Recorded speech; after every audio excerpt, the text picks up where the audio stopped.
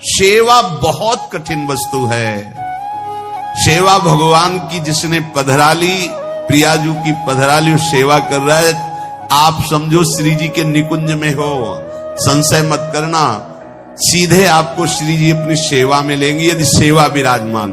देखो साधना का फल होता है, सेवा का फल नहीं होता। सेवा का सीधा फल होता है स्वामी के समीप नित्य सेवा में पहुंच जाना।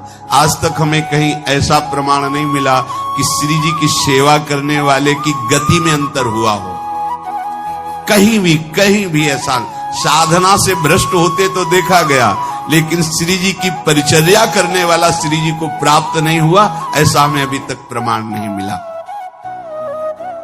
ये श्री राधा मोहन जी के आराध्य देव थे, आस्करन जी के, और ये सेवा में मगन रहते। देखो जब आप ठाकुर सेवा, जैसे आपको कि अब हम सेवा में रहेंगे तो हमारा काम कौन करेगा, तो पूरी सृष्टि तुम्हारे काम से चल रही है, तुम्हारे चलाए चल रही। अरे कुछ समय, घड़ी दो घड़ी तुम ऐसी निकालो जिससे एकांत चित्त से आनंद पूर्वक अपने लाडले ठाकुर को दुलार कर सको। उनको श्रृंगार करो, भोग लगाओ, आरती करो, 4 परिक्रमा करो, साष्टांग दंडवत करो। जीवन का परम लाभ है ये। पर नहीं, आप खाएंगे हलवा, गरम गरम पकौड़ी, चाय, और ठाकुर जी के सामने वो सफेद वाले दाना नहीं आते, चिरौरी रख दो अरे भाई तुम क्या कर रहे हो, चोरी कर रहे हो तुम। घर में ठाकुर विराजमान, घर के मालिक विराजमान, हमें जल्दी ऑफिस जाना है, गरम गरम परेठा, ये वो सब, और ठाकुर जी के सामने। हम तो देखते हैं जैसे कोई ठाकुर जी के दर्शन कराने के लिए लाता है तो 4 टाफी, वो भी प्लास्टिक से लिपटी हुई, मतलब देख केवल ले, खा भी नहीं सकते हो क्योंकि प्लास्टिक लगी हुई, ऊपर कवर एकदम ऐसे रखे हुए हैं। वो बोले हमारे लड्डू गोपाल हैं। जब गोपाल हैं तो टॉफी खोल पाएंगे क्या? अगर आपको टॉफी पवानी है तो आप खोल करके सुंदर एक कटोरी में रख करके दे। ऐसे 4 दाने चिरौरी रख दिए, कटे हुए मिश्री के टुकड़े रख दिए। अरे अनंत ब्रह्मांडों का भरण पोषण करने वाला तुम्हारी चिरौरी के लिए मर रहा है। हाँ, अगर तुम्हारे पास केवल चिरौरी ही है तो वो तृप्त हो जाएगा। तुम खाओ हलवा, उसको रखो चिरौरी, तुम पहनो एक से एक बढ़िया कपड़ा, और ठाकुर जी के लिए अलग कपड़ा होता है दुकानों में, वो ठाकुर जी के लिए लेना है। सत्यनारायण की पूजा की सामग्री गांव में जो परचून की दुकानें होती हैं कस्बों में, उनमें अलग होती है। बोले सुपारी देना, तो बोले पूजा के लिए, बोले हाँ, वो सड़ी सुपारी का अलग बैग होता है, वो पूजा के लिए जाएगा। प्रभु के लिए तुम ऐसे चिरौरी रख देते हो। वो नारियल भी जिसमें पाली लो, देखो ना कथा, सत्यनारायण की कथा करनी, हमें नारियल दे दो। वो सूखा नारियल जो किसी काम में ले जाएगा वो सत्यनारायण के पास जाएगा। वो कपड़ा टून का ना पहन सकते हैं, ना ओढ़ सकते हैं, ना बिछा सकते हैं, ना पोछा लगा सकते हैं, वो ठाकुर जी के लिए बलिहारी है श्रद्धा। तो भी ठाकुर जी भी ऐसी व्यवस्था करते हैं, ना पहनने लायक ना ओढ़ने लायक, ऐसा तुम्हें नया जीवन देंगे, जरूरत ही नहीं पड़ेगी कपड़े की, घूमो वैसे ही। हाँ, जरूरत ही नहीं पड़ेगी, अन्नी ओनिया नहीं, कोई जरूरत नहीं है, घूमो। इसलिए सावधान, भगवत सेवा का तात्पर्य है उत्तम भोग लगाए मोर मरकट को से। स्वामी जी महाराज परम विरक्त, वैराग्य की चरम सीमा स्वामी श्री हरिदास जी, लेकिन उत्तम भोग लगाए ठाकुर जी को। उत्तम तुम्हारे पास जो कुछ है उसमें सबसे बढ़िया भोग बनाओ। धन्ना जी के पास बाजरा की रोटी भी पूरी नहीं थी कि भरपेट पाले, तो 1 रोटी रोज ठाकुर को रखते। आधी ठाकुर जी पाते थे, आधी आप पाते। सुदामा जी के पास कौन सा माखन मिश्री था? वो तंदुल जो पछोरने से बाहर निकलते हैं, किसी काम में नहीं, वो लेके गए थे। ठाकुर जी पाते हो कहते आज मैं तृप्त हो गया। सबरी जी के पास क्या था? क्या था? जंगली बेर, कहीं कड़ुआ कसेला ना हो, इसलिए चख के मेरे रघुनाथ जी को कहीं कसेला ना लगे। प्रभु वाह वाह करके पा रहे। विदुरानी जी ने कौन सा 56 भोग पवाया? केले के छिलके, भाव दशा में डूबी हुई। देखो हमारे ठाकुर को कुछ नहीं चाहिए, भाव से समझिए। ये बिहारी जी को 4 घंटे बैठने के लिए 10-10 लाख रुपए का फूल बंगला निकले, काम थोड़ी चलाया जाता है। अरे हमारे लाडले सरकार है, अगर 4 घंटे बैठ गए 10 लाख खर्चा हो गया तो क्या?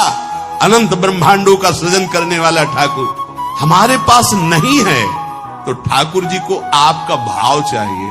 और आप तो सो बढ़िया पलंग में, और ठाकुर जी को एक छज्जा में विराजमान किए, छज्जा में ऐसे उतर नहीं सकते, मतलब कूदे तो वैसे ऊंचे, अगरबत्ती दिखा दी, आप तो नहीं, अपने लाड़िले ऐसे प्यार करो, ऐसी जगह सिंहासन रखो कि उतर कर अगर आपके वन विहार करना चाहे तो उतर लेना, ऐसा विराजमान आराम से। वो एकदम वो सिर्फ दीवार में ऐसी जगह, या तो बाहर वाले कमरे में, अपने कमरे में तो ठाकुर जी रहेंगे ही नहीं। अरे भाई, अगर घर में ठाकुर जी तो उठते बैठते निकलते, उनके दर्शन हो रहे, चोरी क्या? तुम तो हमारे घर के माई बाप हो, सब देखो, चोरी क्या आपसे? आपको जो अच्छा न लगे सुधार देना, ऐसे रहना चाहिए। बिल्कुल भगवत प्राप्ति निश्चित है, ये सेवा पद्धति है, बड़े भाव से आप इसको स्वीकार कीजिए। हमारे लाडले बड़े कृपालु हैं। अरे जहर पिला रही है छाती में लगा के तो परम पद दे रहे हो, तुम दूध पिलाओगे तो तुम्हें परम पद नहीं मिलेगा। पूतना जहर लेकर के पिला रही बाल गोविंद को, अभी 6 दिन के ठाकुर हैं, उसे परम पद प्रदान किया, और आप रोज सुंदर सुंदर भोग लगा रहे हो और तुम्हें भगवत प्राप्ति नहीं होगी। ठाकुर जी की आरती उतार रहे हो, बलिहारी जा रहे हो, उनके सामने कीर्तन कर रहे हो, नृत्य कर, विश्वास तो करो ना, तुम्हें भगवत प्राप्ति हो जाएगी। आस्करन जी ने एक चौकीदार पूजा गृह के बाहर बैठाल दिया और कहा कोई भी भीतर आने ना पावे, क्योंकि एक बार भी सेवा में विक्षेप मुझे बर्दाश्त नहीं। तो ठीक 10 घड़ी का इन्होंने भी नियम, जो नियम लो उसका निर्वाह करो। 4 घंटे। दिल्ली का बादशाह किसी कारण से उधर आया हुआ था,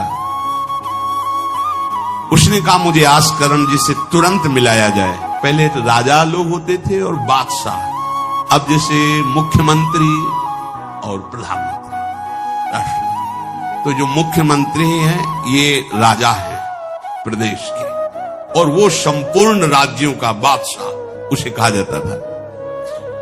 आस्करण जी को शीघ्र हमारे सामने उपस्थित किया जाए। प्रार्थना की कि महाराज असंभव, इस समय आस्करण जी महाराज अपने ठाकुर जी की सेवा में हैं और उनका आदेश है 4 घंटे कोई हमसे बात ना करे। आस्करण जी को सूचना देने के लिए बार बार सेवकों को आदेश किया, पर कोई भी सेवक बादशाह की आज्ञा पर नहीं उतरा। हम अपने राजा से ऐसा नहीं प्रार्थना कर सकते। 4 घंटे बादशाह को बहुत कष्ट हुआ कि हमारी आज्ञा का उल्लंघन। तुरंत आदेश किया सेनापति को बुलाओ, देखते हैं कि हमारी आज्ञा का उल्लंघन का परिणाम क्या होता है। सेनापति तुरंत उपस्थित हुआ। इस नगर के सबको दंड दिया जाए और बंदी बनाकर आस्करण को हमारे सामने लाया जाए। बादशाह है,